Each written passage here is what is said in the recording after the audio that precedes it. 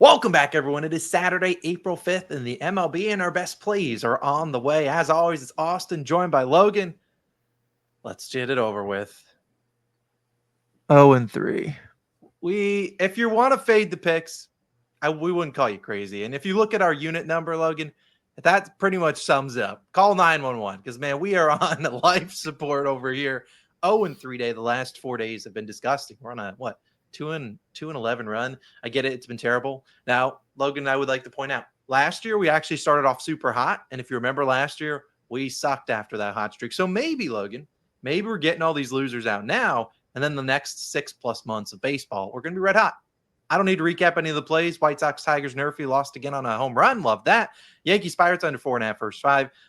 Mitch Keller saved his worst start of probably the season for us on his birthday. I hope you had a great birthday, Mitch. And then Dodgers, Phillies over 8. Stranded 6 million runners. It was whatever. It is what it is. Logan, we need to bounce back today, and we got a lot of picks to bounce back. We got a full loaded card for you all. And you know what? We're diving right into the games, and we're heading out to Wrigley Field. Our first play of the day will be Fernando Tatis. Give me his over 1.5 hits, runs, and RBIs, -110 on DraftKings. Now, I'm going to ride with the hot bat of Fernando Tatis. I get it. This game has a total at 6.5, 7. But, I mean, hey, that's why we're getting playable odds here. Normally, Fernando probably doesn't get a -110 on DraftKings, given he is the leadoff guy for the Padres. He's been swinging a hot bat. And I think that continues today against Matthew Boyd, a lefty. So we have the lefty on righty splits, which we love to see. And Fernando's, like I said, been swinging a really hot bat. Even yesterday when the Padres put up a big 1 run, he had 2 hits. Now, he didn't get hit in, but he did get the 2 hits, which he can do. He also has been stealing bases left and right. And look, if he could get a single, steal a base, he's in scoring position, and someone behind him could get him home. Luis Arraez 0 for 4 yesterday. Manny Machado 0 for 4. Bogarts 0 for 3. I mean, hey, those guys are going to play a little bit better today. And Matthew Boyd is not a guy I'm afraid of fading. Fernando Tatis, as I said, been really good this season, batting .433. Limited sample size versus lefties, but 3 for 8. He has 2 HRRs in 7 of 8 games. And as I said, he's going to bat leadoff today. So we're pretty much guaranteed at least 4 plate appearances, unless Matthew Boyd throws a perfect game, which if he does, whatever, we'll live with that. But again, getting 4 PAs, potential for 5. The rest of the lineup can get going. I trust his chances here. Matthew Boyd, a career, 4-ish ERA guy, did have a good start in Arizona, his first game back, first start of the year, but I'm not too worried about that. Yesterday, the Padres saw another lefty in Shota Imanaga, and he cooked them up. But again, seeing a lefty back-to-back days, you'd expect them to get a little bit more acclimated in there. And you look at the pitches he's going to see. 4-seamer, changeup, slider. Those are the 3 main pitches that Boyd throws. And in 2024, Tatis against lefties didn't hit great against those. He was 268 versus the 4-seam, 324 versus a changeup, and only .046 versus a slider. But again, 2024 was kind of a lost year for him, dealing with a ton of injuries and stuff. In 2023, back in when he was really, really good, a 324 batting average versus the 4-seamer, 278, and then 298 split. So again, based on what we've seen this season, he looks like he's returning back to his normal self. And as I said, he's been scorching hot. I'm going to keep rolling with him. Even in Wrigley Field, the weather's not going to be great for us, but we're not banking on Fernando to hit a home run. He could easily get a double down the line or get 2 hits, or he could get on base and someone behind him could hit him home. We know Luis Arraez, a great contact guy. Also worth noting, Machado has pretty good splits against Boyd, 3 for 7 with 2 doubles. So if you want to back Machado instead, you can, but I like Fernando here in this leadoff spot, going to get chances to hit the ball. I really think he comes home for us. So love Fernando, love his over 1.5 hits, runs, and RBIs. We're starting the day with the winner because I believe that's an early start. But Logan, I'm throwing it to you for your first play of the day. Where are you headed? Yeah, I'm heading with the team total, and I'm taking the Blue Jays team total over 3.5, -115 odds on DraftKings. If we're looking at this one, the Blue Jays, kind of like us yesterday, they're coming off a shutout. We were shut out from wins yesterday, and so were the Blue Jays from runs. Today, though, they get a favorable matchup versus Griffin Canning. And the weird thing about baseball is, like, a team can get shut out one day and then they can score 8 runs the next. It's just a really weird sport. Each game is kind of in a vacuum, and you have to look at each matchup individually. Griffin Canning starts for the Mets, 3.18 ERA and a 1.06 whip. The Jays are 10th in batting average, 10th in batting average and balls in play, also called BABIP, hitting 299 versus right-handed pitching.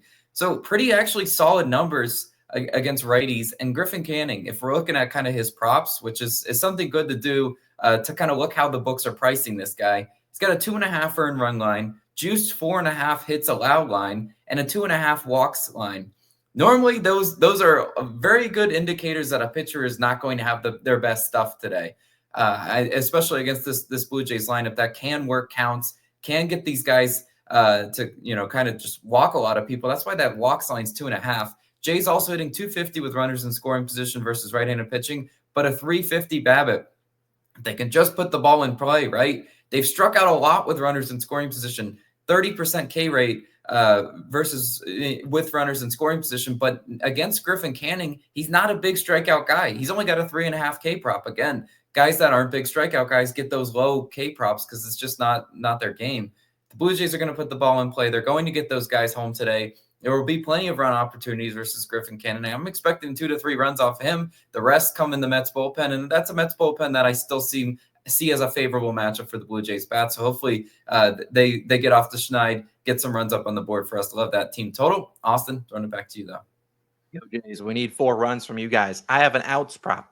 Let's keep things rolling. We have a big card today. Sometimes I feel like when Logan and I look at the board and we are limited to just one play, we end up just watching all of these lanes, picks we really liked, end up cashing. So why not put out some more volume? And maybe that's going to help us go. It's not like it could, knock on wood, go any worse than it has been so far. My outs prop, though, one of my favorite ones is Jack Kochanowicz of the Los Angeles Angels. I really like his over 15.5 outs. This is a guy that I really think when you get to his 3rd start of the year, you're going to be looking at a guy with a 17.5 outs line consistently, sometimes juiced towards the over. It's kind of what he was at the end of last season. If you know nothing about him, I'll let you know right now, he's not striking out guys. That's not what he does. His strikeout prop is probably like 2.5 or 3.5 today, but what he does is work counts, get easy ground ball outs, and he does that. He goes out there and gets his outs, and he gets on out of there. Now, if he doesn't get the outs, well, we'll probably give up 7 earned runs, but that is a risk I'm willing to take. And if he's getting torched, you might just leave him in there to save the bullpen for the next game. But again, really like Jack Kochanowicz at -115 on DraftKings. Another 1-unit play. Now, like I said, last year, if you were to look at Kochanowicz and his percentiles, go to Baseball Savant, you'd see number 1, Jack Kochanowicz, 1st percentile in whiff percentage and K percentage. As I said, he doesn't get strikeouts. Now, if you were a strikeout guy, you'd be like, oh, that's a disaster. But what he does is he's good at limiting walks, 98th percentile in walk percentage, and good at getting ground ball outs, 94th percentile in ground ball percentage. Look, if you were to go back to last year, his first year in the MLB, his first 2 starts, disaster class, gave up 7 and 4 earned runs. But after that, he went over in his final 9 starts. He started this year against the White Sox going over through 6 innings pitched and only 64 pitches. Again, this is a guy that I think can go out there and do his job. The Guardians this season are batting just 209 versus righties. Now, they do have a higher, that would be 7th worst in baseball. They have a higher than average walk percentage, but again, that's not really what Jack Kochanowicz does. He pounds the zone with strikes. So I don't see a guy like yesterday. They faced Jose Soriano.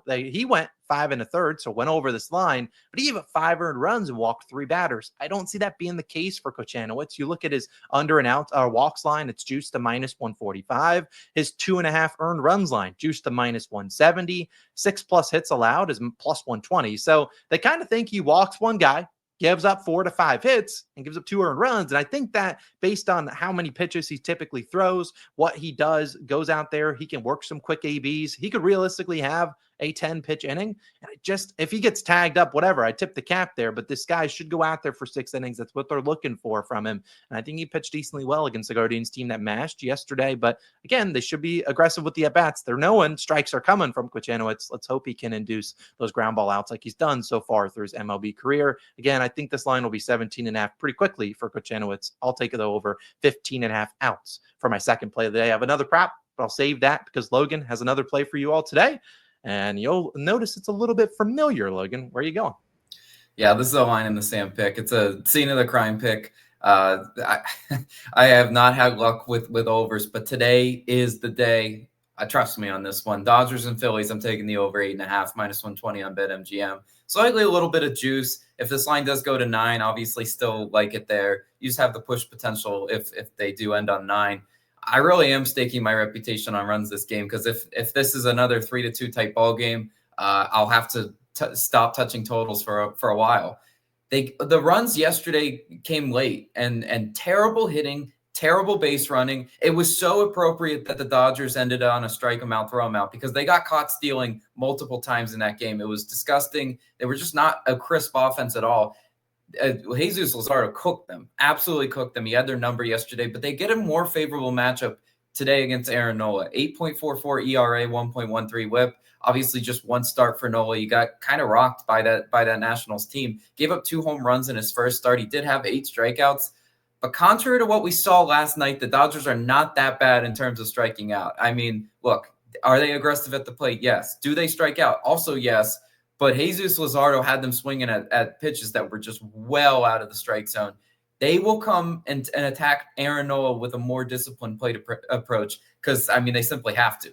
And Aaron Nola is prone to giving up sharp contact and barrels. Dodgers 4th best in OPS versus righties. Again, it's a completely different matchup facing a very strikeout-heavy lefty in Jesus Luzardo versus a sort of strikeout-dependent Aaron Nola. Again, Aaron Nola, one of those pitchers that makes you expand your zone. The Dodgers attack him with a more disciplined approach, which they will today.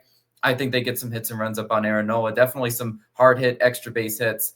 And then on the other side, it's Roki Sasaki starting for the Dodgers, 5.79 ERA, 2.79 WHIP. I bring up the WHIP because that WHIP is terrible. The WHIP stands for walks and hits per inning pitched. You want that ratio to be 1 or below, and it's really high. And it's going to take some adjustments for Sasaki to really be an elite pitcher in this league. On the road in Citizens Bank Park is not the place to figure it out.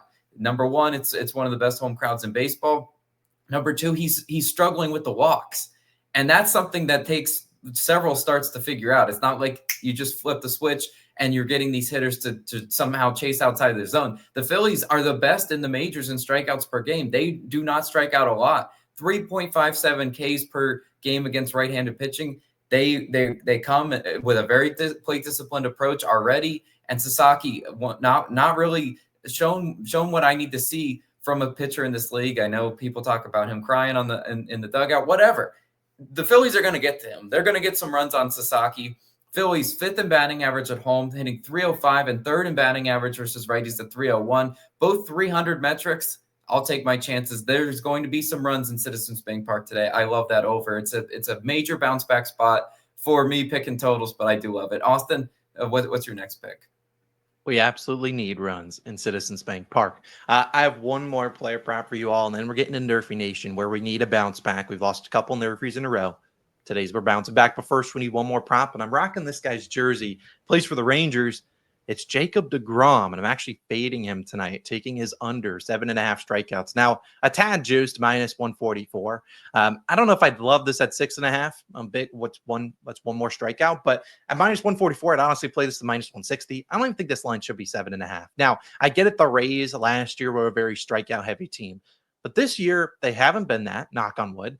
And I look at this as a spot where Degrom has to pitch perfect to get to 8 Ks. If he has any sort of slip-ups, has a big inning, he's going to be taken out. I mean, this is a guy that returned to action in his last start, through 5 innings pitched, pretty good against the Red Sox, shutout ball, through 73 pitches, had 6 strikeouts. Now, on the season, the Red Sox have a 25% K rate to right-handed pitching. The Rays, surprisingly, have an 18.7. So they've been pretty stingy against righties. We saw Paul Skeens, who people argue to be the best strikeout guy in baseball, face them just a few days ago. He went out there and only had 6 Ks, and he threw 102 pitches. You want me to let you know what's not happening today? Degrom throwing 102 pitches. I'd be shocked if he gets to maybe 80, 85 max. So I really think this is a guy that I get he's one of the best pitchers in baseball. But at the same side, the Rangers honestly don't care about a start in April as much as they will in October. They need him pitching then. If they have any chance of making a run in the playoffs, they need DeGrom healthy. So they're not running him into the ground in this start. And we also look at the Rays. They own a 10% walk rate to right-handed pitching, which is 11th in baseball. So again, I look at this as a spot where DeGrom has to pitch perfectly. And I get he's been one of the best pitchers, back in 2021, 2022. He started off decently well this season. He didn't have any slip-ups, didn't go up a single run, and still only got to 6 Ks. I'm not asking much from the Rays to just not strike out a ton. I get DeGrom's great, but he didn't have crazy strikeout percentages in spring training. One against the Red Sox, who have a lot of bats that can easily swing and miss. I think this is too high of a line. I'm willing to take my chances here. I know this is a guy that at his peak had a 40% K rate, give or take. If that's the case, he would have to see about 20 batters to get to this number. And that's what he exactly faced against the Red Sox, a much more strikeout dependent team. And also the Rays really didn't do anything yesterday against O'Malley. So I see this as a spot where maybe we can see DeGrom still get his Ks, but even 5 or 6 or heck, even 7, still a pretty good game for him. But if he has any slip ups, is any big inning where the Rays are stringing together some hits, running up the count, I'll take my chances with Degrom on a pitch count, likely not going above 80, 85 pitches today. I just don't know if he's getting 8Ks. And if he does, I'll live with it, honestly, against the Rays, who have been a little bit more stingy than I think people expected. So really like that pick. But Logan, you know what time it is, baby. It is NRFI Nation time. And we have lost how many? 2, 3 straight in a row via the home run? You know what? We're bringing back flags, and we need a winner. If this one doesn't hit, Logan, this NRFI flag is getting snapped tomorrow's video. It's just a pay homage to the NRFI gods. We need a winner today, and we cooked up what we would argue to be our favorite one. We're not trusting Jonathan Cannon on the road ever again. That guy's a fraud. Let's go out to San Francisco, where Logan and I were just there about 2 months ago. Maybe we sprinkled some good juju in the grass because we're going to this one that we really, really like, and that's going to be the Giants and the Mariners. Nowhere on first inning. It's minus 130 on Caesars. I think that's a pretty good value. On other books, it was closer to minus 150. So minus 130, I'll take my chances. You guys know we don't like playing many juice NRFIs. I like minus 160. You kind of saw yesterday a minus 140 NRFI, what that looks like. But I really think this is a good spot to back these two pitchers. Now, our boy Robbie Ray, he's going to start for the Giants to get us those first 3 outs. 1-0 on NRFIs this season. Obviously, last year was a very injury-riddled season. Went 3-1, though, at home. We know in San Francisco, very normally pitcher-friendly ballpark. Yesterday didn't look like that. So there were runs galore. But Robbie Ray, he's a veteran pitcher last year. And Owen's limited sample size, a .095 batting average with runners in scoring position. Batters were 0 for 10 with 2 outs and runners in scoring position. And the batters he likely sees, Victor Robles, 0 for 2 against him. J-Rod, 0 for 2. Cal Raleigh, 1 for 2. And then if Randy Rosagranna comes up with 2 outs, he's 3 for 23. So I really think this is a Seattle team that's 28th in first inning runs. They've really struggled. Yesterday, I believe they got off the snide and got their first with a J-Rod homer, if I'm not mistaken. I think Robbie Ray can do his job, get us 3 outs, which is all we seek. Logan, who's going to take us home in the bottom half of the inning?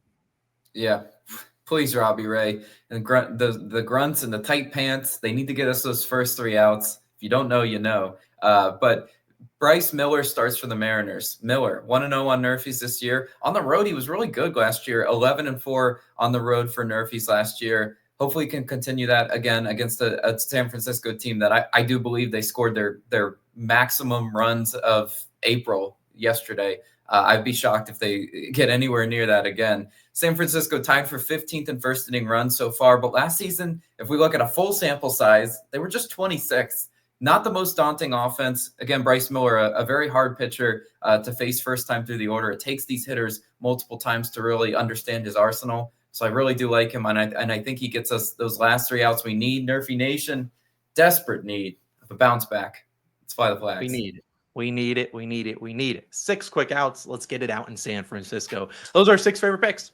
Let's have a day. Let's try to go. Let's have a winning day. It's all we seek. 4-2. Well, honestly, at this point, Logan, we'll take a 3-3. We'll take 3-3. Might be a slight losing day, but no, we need 4-2, 5-1, 6-0. That's what we request. Let's have a day. And like I said, last year we started off very hot, and then we went ice cold. I'm willing to change the tide. Let's start off cold and then get ice or red hot the rest of the year. Either way, we're out of here. We'll see you guys in the next one. If you want to go check out the NBA video where we went 4-1 yesterday, I'll link it on the screen. Should be live in a few hours. See you then.